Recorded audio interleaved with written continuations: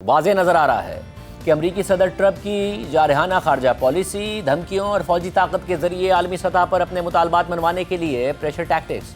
ان کی پالیسی کا باقاعدہ حصہ بن گئی۔ صدر ٹرمپ ایک کے بعد ایک ملک کے خلاف اسی پالیسی کو استعمال کر رہے ہیں۔ وینزویلا کے بعد اب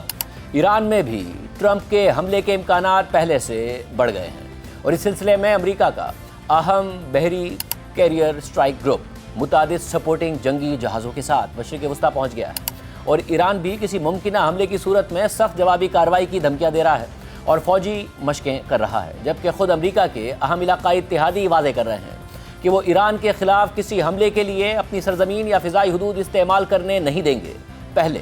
متحدہ عرب امارات نے یہ واضح کر دیا تھا کہ وہ اپنی فضائی، زمینی یا بحری حدود کو ایران کے خلاف کسی بھی فوجی کارروائی کے لیے استعمال نہیں ہونے دے گا، جبکہ اب سعودی ولی عہد شہزادہ محمد بن سلمان نے بھی ایرانی صدر مسعود پزشکیان سے ٹیلی فونک گفتگو کے دوران انہیں یقین دلا دیا ہے کہ سعودی عرب ایران کے خلاف کسی فوجی کارروائی یا حملے کے لیے اپنی فضائی حدود یا سرزمین کے استعمال کی اجازت نہیں دے گا، جس کے بعد خطے میں صورتحال ایک بار پھر کشیدہ ہے۔ ایسے میں امریکہ خطے میں اپنے فوجی اڈوں کی حفاظت کے لیے اپنی دفاعی صلاحیتوں میں بھی اضافہ کر رہا ہے۔ صدر ٹرمپ اس ماہ کے آغاز سے ہی حکومت مخالف مظاہرین کے خلاف کریک ڈاؤن اور گرفتار مظاہرین کو پھانسی دینے کی صورت میں ایران پر حملے کی دھمکیاں دے رہے ہیں۔ حالانکہ خود ان کے مطابق ایران نے مظاہرین کے خلاف کریک ڈاؤن روک دیا ہے اور اب کسی کو پھانسی بھی نہیں دی جا رہی ہے، مگر اس کے باوجود خطے میں امریکی حملے کے امکانات مسلسل بڑھ رہے ہیں، اور ٹرمپ تقریباً ہر روز ایران کو حملے کی دھمکی دے رہے ہیں اور ساتھ ہی مذاکرات کی میز پر آنے کی دعوت دے رہے ہیں۔ کل صدر ٹرمپ نے کہا کہ ہمارا ایک اور خوبصورت بحری بیڑا ایران کی طرف جا رہا ہے، ایران کو معاہدہ کر لینا چاہیے۔ اس کے بعد آج صدر ٹرمپ نے سوشل میڈیا پر بھی اس حوالے سے پوسٹ کی اور کہا کہ ایک بہت بڑا بحری بیڑا ایران کی طرف بڑی طاقت، جوش اور واضح مقصد کے ساتھ تیزی سے آگے بڑھ رہا ہے۔ عظیم طیارہ بردار بحری جہاز ابراہم لنکن کی قیادت میں یہ بیڑا وینزویلا بھیجے گئے بیڑے سے کہیں زیادہ بڑا ہے۔ وینزویلا کی طرح یہ بھی مکمل طور پر تیار ہے اور ضرورت پڑنے پر تیزی اور طاقت کے ساتھ اپنا مشن انجام دینے کی خواہش اور صلاحیت رکھتا ہے۔ ٹرمپ نے مزید لکھا کہ امید ہے کہ ایران جلدی سے مذاکرات کی میز پر آ جائے گا اور ایک منصفانہ اور قابل قبول معاہدہ کر لے گا۔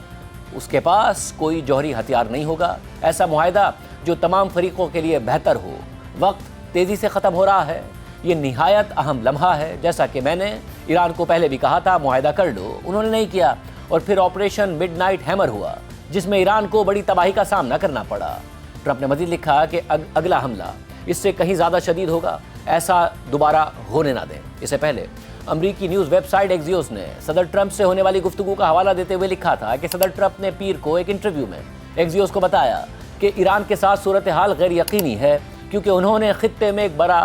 بحری بیڑا بھیجا ہے، لیکن صدر ٹرمپ کا خیال ہے کہ ایران واقعی کوئی معاہدہ کرنا چاہتا ہے، جبکہ وائٹ ہاؤس حکام کا کہنا ہے کہ ایران پر حملہ اب بھی ایک آپشن ہے، حالانکہ ایران میں مظاہروں کو بڑی حد تک دبا دیا گیا ہے۔ اس صورتحال سے باخبر ذرائع کے مطابق ٹرمپ نے ابھی کوئی حتمی فیصلہ نہیں کیا ہے۔ امکان ہے کہ وہ اس ہفتے مزید مشاورت کریں گے اور انہیں اضافی فوجی آپشنز پیش کیے جائیں گے۔ تاہم صدر ٹرمپ نے اپنی قومی سلامتی ٹیم کی طرف سے پیش کردہ آپشنز یا اپنی پسند کے بارے میں بات کرنے سے انکار کیا، لیکن ٹرمپ نے مزید کہا کہ سفارتکاری اب بھی ایک آپشن ہے۔ ایرانی معاہدہ کرنا چاہتے ہیں، مجھے معلوم ہے، انہوں نے متعدد مواقع پر رابطہ کیا ہے، وہ بات کرنا چاہتے ہیں۔ رپورٹ میں مزید لکھا ہے کہ ایک سینئر امریکی عہدیدار نے ٹرمپ کے اس انٹرویو کے چند گھنٹے بعد صحافیوں کو بریفنگ دیتے ہوئے کہا کہ امریکہ ایران کے ساتھ مذاکرات کے لیے تیار ہے۔ امریکی عہدیدار نے کہا کہ اگر وہ ہم سے رابطہ کرنا چاہتے ہیں اور انہیں شرائط معلوم ہیں تو ہم بات چیت کریں گے۔ امریکی عہدیدار نے مزید کہا کہ معاہدے کے لیے امریکہ کی شرائط گزشتہ ایک سال کے دوران کئی بار ایران تک پہنچائی جا چکی ہیں۔ رپورٹ کے مطابق اس ساری صورتحال میں ٹرمپ کے قریب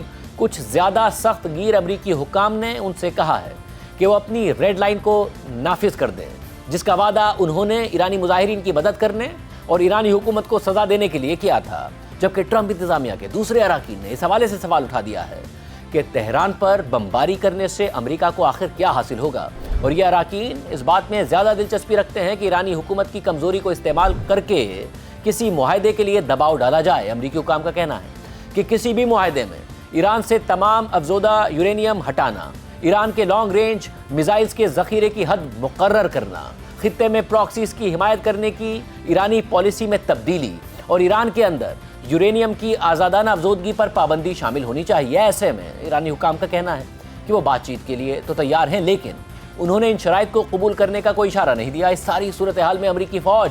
صدر ٹرمپ کے کسی بھی حکم کے لیے تیار ہے۔ طیارہ بردار بحری جہاز USS ابراہم لنکن کے علاوہ امریکی فوج نے مزید F-15 اور F-35 لڑاکا طیارے، فیول ٹینکرز اور اضافی ایئر ڈیفنس سسٹمز بھی خطے میں بھیجے ہیں تاکہ اگر ایران جوابی حملہ کرے تو دفاع کیا جا سکے۔ ذرائع کے مطابق سینٹ کام کے کمانڈر ایڈمرل بریٹ کوپر نے ہفتے کو اسرائیل کا دورہ بھی کیا تھا تاکہ فوجی منصوبوں اور ایران کے ممکنہ حملے کے خلاف مشترکہ دفاعی اقدامات کے لیے ہم آہنگی حاصل کی جا سکے۔ اس ساری صورتحال میں کل